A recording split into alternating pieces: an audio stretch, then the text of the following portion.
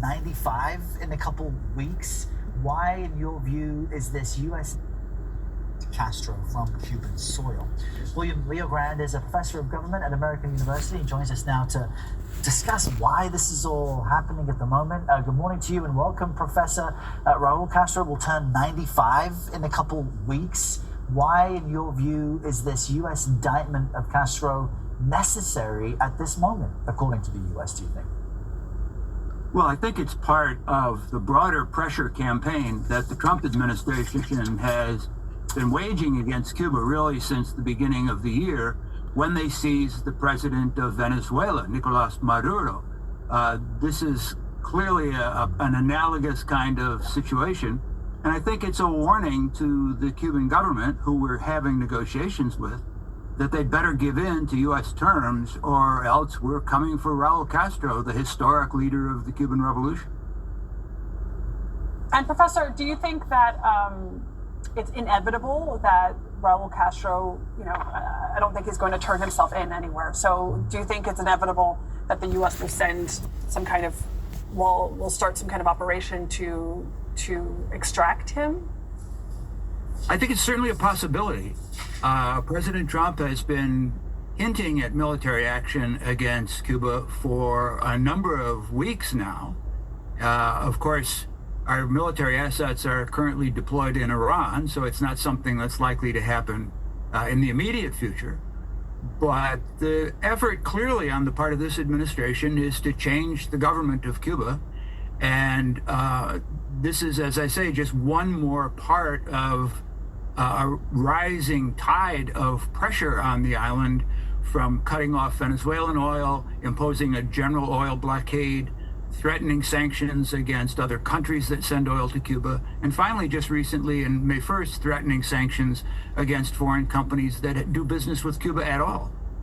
And what fascinates me is it's been decades that the U.S. has been trying to isolate Cuba in so many different ways and through different policies, but the government exists and persists in its state. Fidel Castro died a decade ago. Like I said, Raul Castro is almost 100 years old. What is the motivation for the U.S. to add to this pressure campaign now? Is it because they feel this regime is on its last legs? Isn't there also a risk to opening this door? Well, certainly the Cuban government is probably weaker today than it has been historically. The economy is in bad shape. It's never really fully recovered from the COVID pandemic. And we have a Secretary of State who is of Cuban-American heritage and who identifies with the constituency in South Florida that has been pressing for the United States to overthrow the Cuban government ever since 1959. And Professor, why do this? What type of risk does... All right, Shalom. First of all, I want to give all praises to Yahweh, Ba'ashem Yahushai, Bahashem Rakakadash, double honor to the apostles and elders of Great Millstone. Salutation to all the brothers and the few sisters out there unto his life foreigners. When the seed of Abraham, Isaac, and Jacob Shalom in the Hebrew, which means peace. You can hear you can see the bullshit that's being played right now. And the bullshit that's being played right now is the people. First, they was telling the people what they was going to do long ago. And what they was planning to do, they wanted to go to Cuba next. Now they're getting some trumped up charges on the Castros and the living Castro that's here. They tell you several times he's 95 years old. Why that is so significant? Why do it now? And the professor, he don't make no fucking sense. And I was watching something, but I couldn't record it because it was live. And when it was I guess she was I'll call him Cuban American sheriff, and she was talking about, justice is never too late for justice and everything like that. So you hear these talking points of, getting back at people for things of fucking yesteryears. Not 10 years ago, not 20 years ago. You're talking about decades ago, and you want revenge. So the hypocrisy of America is disgusting. It's really disgusting. And we already know these people they're the devil that the Bible speaks of. And all these Cubans, I would just call them Cubans because real Manassites wouldn't be fucking happy about this situation, because all this is just America going in and doing whatever they want, and this is something that Trump wants as a trophy under his belt. You know, he got and I said it long ago through the spirit, the Venezuela thing, which everybody said it. Now, everybody said it. The Venezuela thing boosts up his ego, and to make him believe that when he could go in Iran and do what he wanted to do. Iran is fighting back, so he can't do what he want to do. So he's doing what Antiochus Epiphanes did long ago when he was getting his ass beat and he had to retreat. He took out his anger out on Israel. So happens that they're in Iran and things are not going accordingly, so he has to go and fuck with another tribe. And the sad part is, of the tribe, and the tribes literally want their government to be thrown down. Well, that's what they say. All right, that's what they say. So you can see the hypocrisy, the next step. So this summer could be the summer when he goes into Cuba.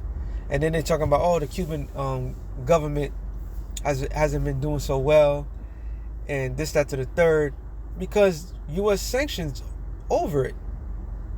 And that's something that they don't want to tell the people. And people are so stupid, thinking like, oh, these things just happen naturally. No, none of these things happen naturally. They have their influences on those countries. They decide what goes in and what comes out. So when you sanction a country, you really sanction the leadership. No, actually, when you sanction the leadership of the country, you're really sanctioning the poor people, because the poor people gotta deal with that. You know, why is it when they say that Iran is a negotiating table, the first thing Iran said is take off that sanctions off of us, because that's what's crippling the people, that's what's harming the people. So there's more harm being done when the U.S. sanctions a country than anything else. That's like the first attack. Once you destroy the poor people of a country, then you destroy the country, because the poor people are looking at the leadership as like, yo, it's your fault. The fall of Venezuela, it wasn't because the corruption of the leadership. It was because of the U.S. sanctions. The U.S. has its hands on everything. So when the time comes, they'll play it as if they're doing this said country a service. Like, we doing you a service. And they're going to sit there and tell, oh, the people of this country, that they're crying out to help us. They're not crying out to help, for you to help. All right? Because when people are starving and they're desperate, they don't care where the help is coming from. So if you're gonna overthrow their country, and they think they could eat and things are gonna get better for them, they're gonna be for that. All right, they will be for that. But the only reason why they're doing it, because they don't know who's responsible for it.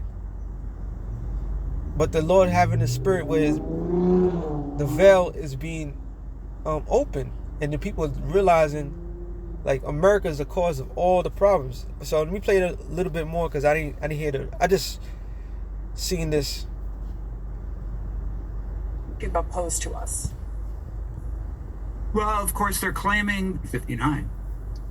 And Professor, I mean, and then that's since 19. Why do this? What type? Hold on. He says since 1959. So what happened to forgive and forget? See, it's all good when you want the revenge, right? You want to harm a country, so you'll come up with some bullshit. Just like Iran. Oh, since 1970 something, they kicked us out. We want 47 years. We want revenge. Venezuela, that's our oil. We want our oil back. So you're not liberating nobody. You just want pushback. I mean, there's countless reasons. Haiti, they'll never let it go. We took down the French, we never let it go. So when they do it to you, to everybody else, oh, it's nothing. It was an accident. Forget about it.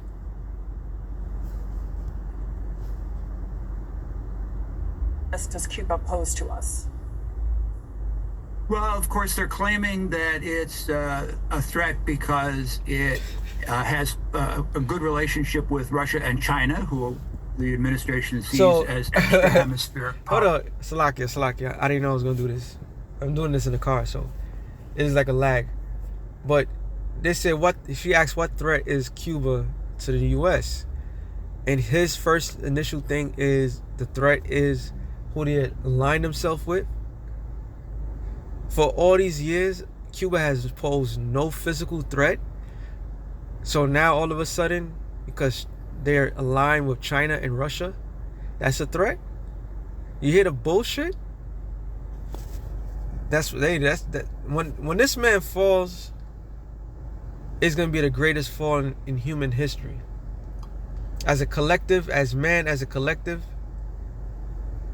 this is gonna be the most joyous moment for every single person. And I'm gonna back that up in the scriptures. It's gonna be a joyous moment because the shit that they spewing when they go into attack someone and act like as if they're innocent and the person that they're attacking is guilty. This is wicked. They prey on the weak.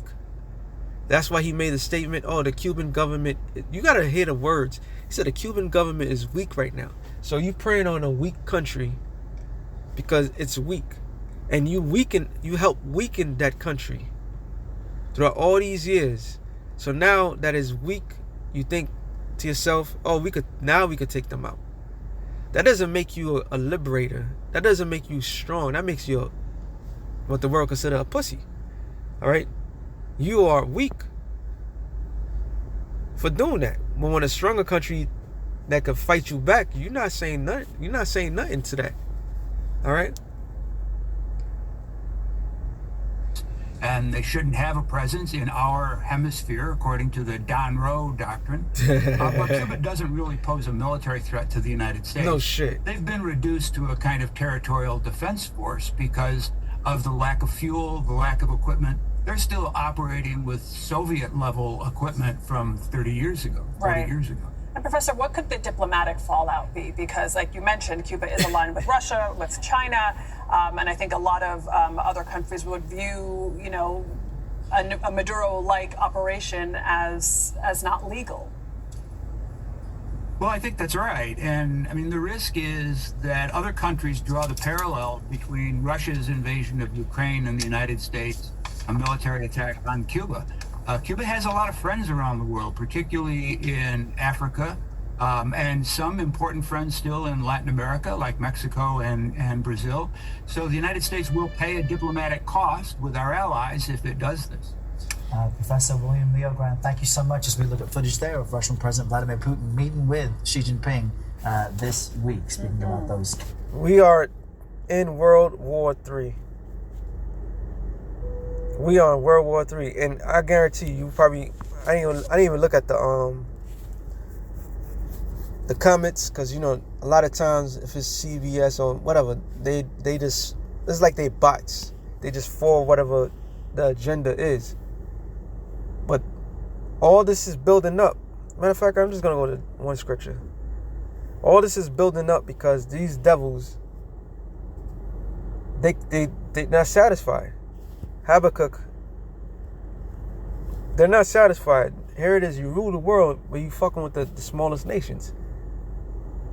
And how you gonna indict somebody from another? That should, to me, is amazing. Like, what law do you possess that say you can go around and say this person's a criminal, that person's a criminal, and we gotta? Where's the international agreement with this shit? There's none. They just make shit up as they go. Habakkuk 2:3 says, "For the vision is yet for a appointed time, but the end is not yet." For the vision is yet for a appointed time, but the end but the end it shall speak. And this is talking about what? The prophecies. Everything is happening. It's stirring up World War III. It's adding to the fuel to the fire.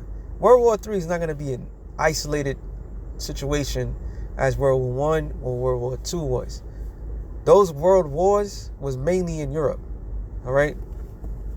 And that was the Europeans, the same troublemakers, the same Edomites that was going around the world and claiming territories for themselves in a more violent manner. And that they aligned themselves with Ammon, which was the Japanese. This time, the Lord hasn't everybody get involved. Is the real title of a world war is upon us. And the head of it all, the one to start all the trouble in the world, is America, Babylon the Great. And you can't justify anything that Babylon is doing. You can't. It's damn near impossible to sit there and say, nah, this is right. But it's speaking right now.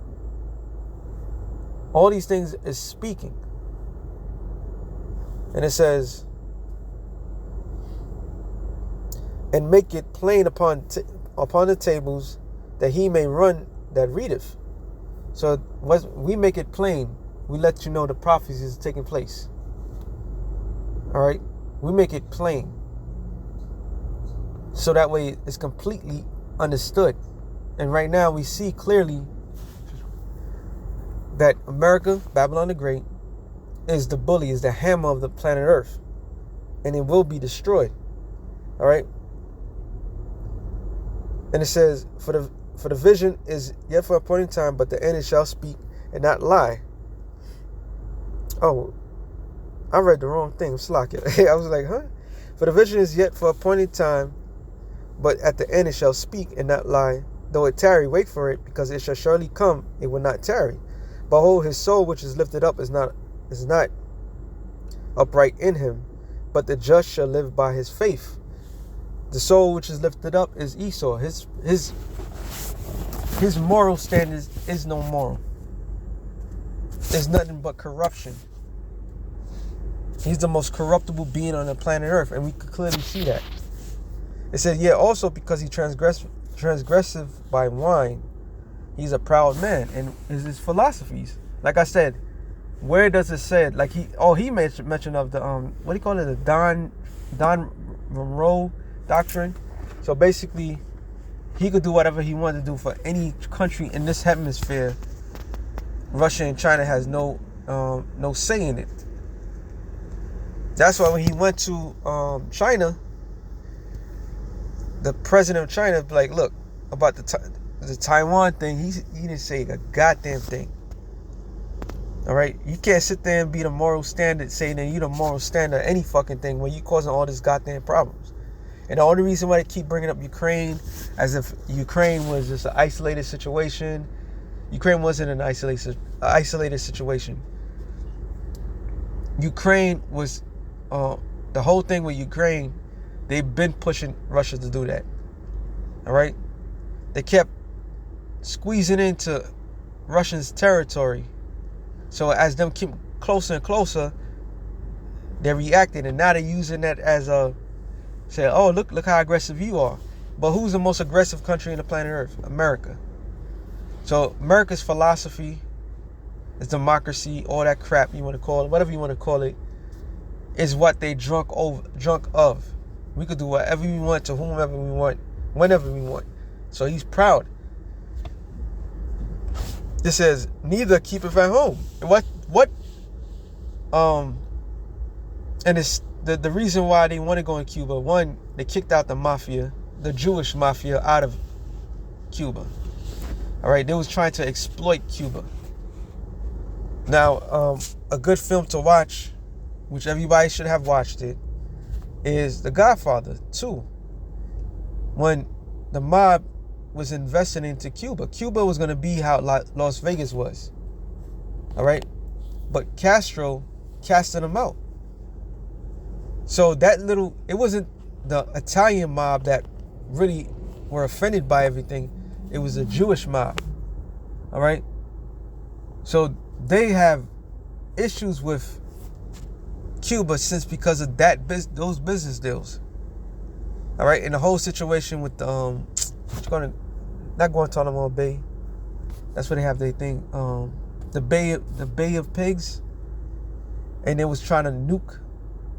They wanted to nuke this fucking place, and it was JFK that was so all that history because they wanted the territory, and they don't like the darker nations, mainly Israelites, telling them no at any means. This is why Haiti is consistently on their bad side, and Cuba, because they're the only ones that say like fuck you. But now they want to go back and say nope. We want revenge for what? For you trying to screw us over? That's why this man gotta be taken out. All right. Who enlarges his desire as hell and is as death, it cannot be satisfied, but gather unto him all nations and heapeth unto him all people, and he can't be satisfied. They can't be satisfied with the fact. I guarantee that they probably find something in Cuba that they want. It's not just freaking. It's always revenge with these people, but they find some sort of natural resources to do what they think they're about to do.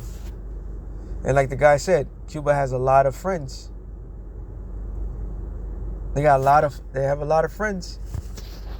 It said, shall not all these take up a parable against him, and a taunting proverb against him, and say, woe to him that increaseth that which is not his. And that's Esau. That's Esau to a nutshell. He's increasing things if that's not his. He has no business down there. I don't give a fuck what they try to play. Like I said, with the Venezuela, a couple of days before he went to Venezuela, he said, yeah, that's our oil. That's our oil. I'm like, huh? And because I think Exxon or one of them major oil companies had set up shop and they got casted out. How you gonna take somebody else's shit? All right. So he's not satisfied, and the Lord and Scripture saying like how long? How long is this gonna be? It says, woe to him that increaseth that which is not his. How long? And to him that ladeth himself with thick clay, which is abatya in the Hebrew, which means debt. And they indebted. All this money grab, if all the stuff that he's doing is so beneficial to America, when they went to Venezuela to take out Maduro, and according to their logic, we have plenty of oil, why are the gas prices so goddamn high? Why is everything so high? Why are the people not benefiting for anything? Right?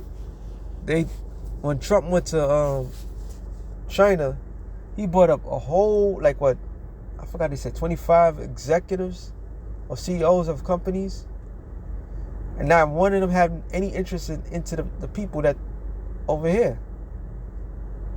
And come to find out that Donald J. Trump, he has bought a stock in Palantir. Palantir is a Jewish-owned company which is heading the military right now. So him and his people are making money out the ass, while everybody else is getting treated like nothing. And do you think all this money, that all these trillions of dollars that they're making, they're gonna put back into the investment, into the stocks? No. The $38 trillion in debt, you think is any relief, any plan of relief? What happened to the $5,000 that was coming from the tariffs? What happened to the $2,000 that was coming to every taxpayer? What happened to all these broken promises? Not one promise relief. Nothing. So now they want to turn around and going to victimize, going to harm another tribe. Hey, keep it up. The Lord's going to, this is why we read what we read, and we know what's coming to happen to Babylon the Great. Shall they not rise up suddenly that shall bite thee? And that day, it's talking about every nation under the sun, all right, the people, they're going to rise up against you. The other nations that's completely against America are rising up because they have the power to do so. Okay? And it says, that shall bite thee, and awake that shall vex thee. And thou shalt be booties unto them, which booties mean spoiled, plunder. So you're going to be a spoiled or a plunder unto these other nations. That's what I was bringing up. The first movie, Red Dawn, they had Russia, China, and Cuba that invaded America. They were the big bad guys. But when they did a remake, they had Russia, North Korea, and I believe Venezuela. That's what they were showing. Either or, the whole premise of the movie, Red Dawn, was the invasion of America. And all the enemies of America close by that were here, that was near this atmosphere, had enough of America. All right? It says, because thou hast spoiled many nations, and all the remnant of the people shall spoil thee. Because of man's blood, and for the violence of the land, of the city, all and of all that dwell therein. Woe to him that coveteth an evil covenant to his house. And that's an evil covenant. All right? The scripture says, remove not thy neighbor's landmark. This man has taken everything from everyone. All right? He removed landmarks from everyone and try to claim it for himself. Guarantee you he's going to spill it. He's going to spill his guts about the casino, everything like that. All right? It's not about the Castros. They could never go after Castro when he was alive. They couldn't, when the brother was at his prime, they couldn't go after him. The CIA always bring in confusion to overthrow a set government. So they have an evil covenant. They want to take things that's not theirs. It says that he may set his nest on high, which is what? The satellites, all right? The space stations that they plan to escape by when all hell breaks loose. Because they know for a fact that payback is coming. They know that they're going to have to pay for what they have done. It says that he may be delivered from the power of evil. So the elites, they talk, these elites which you don't see, but the lower elites, the ones that we do see, they talk a lot of shit. So behind closed doors, they all talk shit, and they all thinking that they're going to get away for what they're doing. But the scriptures is telling you, no, you're not going to get away. You think you're going to escape, but you're not going to escape. Amos 9:2 tells you, though he climb into heaven, that's when my hand take him down. So the violence that's in your hands, all the corruption that's going on, all the thievery that's happening on your watch, the Lord sees it, and you're going to pay for it. It says, thou hast consulted shame to thy house by cutting off many people. Hey, look how America was established. It was established by the genocide of the Native Americans. And then bringing millions of Israelites, Judah, Benjamin, Levi, on to this side of the world. All right, Judah here. So that's a shame. No matter how moral standard they may say, oh, they was talking about, the lady was talking about, revenge because of one of the family members. They was doing a humane thing, and they got killed. So it's all about revenge. What about the revenge of the natives? What about the revenge of those that suffer the wrath of America for no pointed period? Everything was established, was stolen. What about that? All right? And it says, and thou hast sinned against thy soul, for the stone shall cry out of the beam, and of the wall, and the beam of the timber shall answer it. Meaning, this land is full of blood. They establish something like the TV show From. Still don't get the gist of it, but the land is haunted and is crying out for all the wickedness has been done. All right. Woe to him that build a town with blood and establish a city by iniquity. And that iniquity is the whole foundation of America. It was built by blood, all right, and it was multiplied. It never been cleansed. Matter of fact, they not only did they double down, they tripled down, they quadrupled down. Everything that they did, they went further in humiliating those that they victimized. To the point now they playing the role of they play the roles of the victims, and they're the ones that's victimizing everybody. Your history speaks for yourself. It says, "Behold, it is not of the Lord of hosts that the people shall labor in the very fire, and the people shall worry themselves for the very vanity. For the earth shall be filled with knowledge of the Lord, and the glory of the Lord as the waters cover the sea. Woe to him that giveth his neighbor drink, that putteth thy bottle to him, and maketh him drunken also, that thou mayest look on their nakedness." So you have a lot of Cubans that will sit there in Florida, that will sit there like, yeah, take down these people. And by taking down your nation, your own place where you could say you could go home, is the most dumbest shit that you can ever do. All right, that's the ass backwards. Like when it was saying like the people that was excited about Venezuela when Maduro was taken out. That's the most suicidal, stupidest thing you can say or do. Because here it is, you have your own land, you have your own place, and here it is, these people want to they want to take everything from you. So those Cubans, I don't think Mark Rubio is really, I think he's a Spaniard. Because he got the spirit of the devil on him.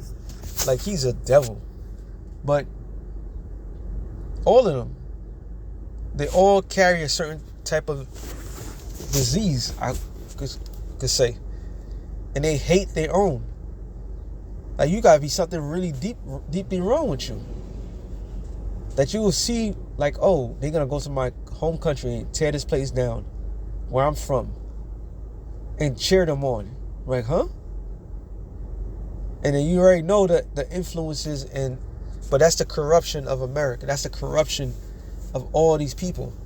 And it says, "Thou art filled with shame for glory, drink thou also, and let thy foreskin be uncovered. The cup of the Lord's right hand shall be turned unto thee."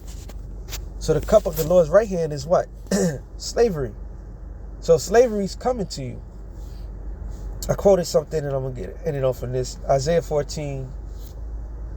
And I said that for. It says, "Thou shalt take up this proverb against the king of Babylon and say, How have the oppressors ceased, the golden city ceased? The Lord have broken the staff of the wicked and the scepter of the rulers, who smote the people in wrath with a continuing stroke."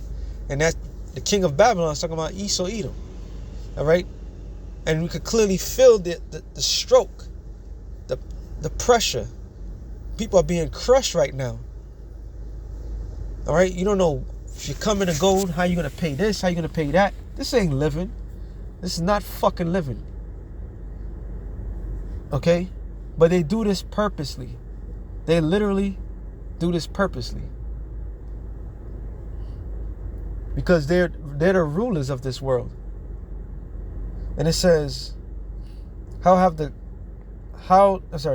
Lord have broken the staff of the wicked and the scepter of the rulers, who smote the people in wrath with a continuing stroke. Taxes, all right, continual oppression, inflation, hyperinflation, gas prices going up, The cost of living is going up. The cost of food is going up. And he's sitting back, and the current president told, I don't care about the finances of the people. You think that was by accident? He spoke his mind. He don't give a fuck about the average person. He don't care if you're eating, how you're going to make it. He cut a lot of people off of food stamps. He cut a lot of people off of help. All right? It's illegal to be homeless. If you throw people in a concentration camp, the list goes on and on. It says, he that ruleth the nations in anger is persecuted, and none hindereth. That means what? The future prophecy. That's going to be your shame. You're going to go into captivity. Esau, Edom. America's going to be destroyed. All right? The whole earth is at rest and is quiet. They broke forth into singing. So when America is done with, the whole entire world is going to rejoice. No more just picking up fights because of petty business deals that didn't go their direction. You're going to ruin lives because they casted you out of their country decades ago. But you will sit there when we bring up slavery or when we bring up other things, you're like, oh, forgive and forget, or that was long ago, or their favorite line, that wasn't me, that was my forefathers. What I got to do with me? But what I got to do with 1959, it's 2026. What does it have to do with America right now? Cuba's not even a physical threat to America. This is why Yahweh Shem Yahushua is going to make things right. All right? And he might go to Cuba. They might do some things. But America's going to go down like Rome. So with that being said, shalom to the elect of the nation of Israel. Shalom.